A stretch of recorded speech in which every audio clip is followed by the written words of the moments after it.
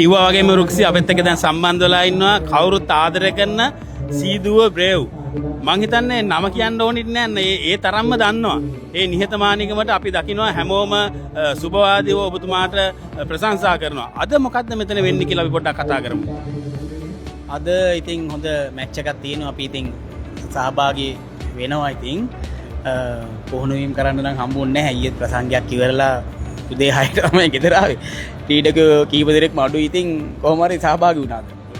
අපි සහභාගී වෙන්න ඕනේ වැඩේට. අනිවාර්යයෙන්. ඒතර අපි බෑන්ඩ් එක ගැන කතා කරමු. බෑන්ඩ් එක මොන වගේ තත්ත්වයකද දැන් තියෙන්නේ? ඊට පස්සේ තවත් බෑන්ඩ් එකක් සම්බන්ධ වුණා කියලා ආරංචියක් තියෙනවා. සීදුව බ්‍රේව් අපි ඒ යන විදියටම බෑන්ඩ් එක යනවා. ඉතින් ප්‍රසංගක් තියෙනවා. එහෙම ප්‍රශ්නයක් නැහැ. ඉතින් නම් ඒ නිසා තව සංගීත කණ්ඩායමක් සනම් කියලා පටන් ගත්තා. ඉතින් එයාලත් අද ඉන්නවා ක්‍රිකට් ගහන්න ආවා. ඒකත් දෙකම ඉතින් යනවා මැනේජ් කරගෙන. ඒතකොට මේ දේවල් හැමදේම කොහොමද මේ මැනේජ් කරගන්න පුළුවන්ද? කොහොමද මේ හැකියාව දක්ෂතාවය ආවේ?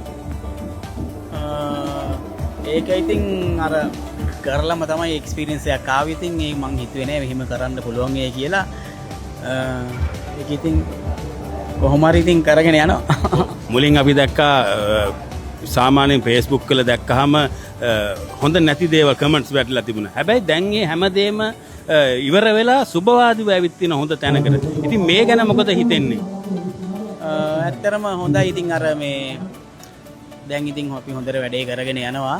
ඉතින් අර Facebook එකේ අර කමෙන්ට් එහෙම දාන්න ඉතින් ගොඩක් අර ෆේක් account වලින් ගොඩක් ඔය කැමති නැති කට්ටිය ඉන්නෝනේ. ඒගොල්ලන් ඉතින් අර ෆේක් account හදාගෙන තමයි ඉතින් ඔය මඩ තමයි ඉතින්. ඔව් දැන් ඉතින් එහෙම ප්‍රශ්නයක් නැහැ. ඉතින් අපි ඉතින් යන විදියට යනවා ඉතින්. ඉදිරියේදී බෑන්ඩ් එකක් විදියට රට වටේ ගිහිල්ලා මොන වගේ සේවයක්ද කරන්න බලාපොරොත්තු වෙන්නේ? ඉදිරියේදී තියෙන අපිට හොඳ විදේශ සංචාර කීපයක්ම තියෙනවා. හොඳ රටවල් වලට කතා කරලා තියෙනවා.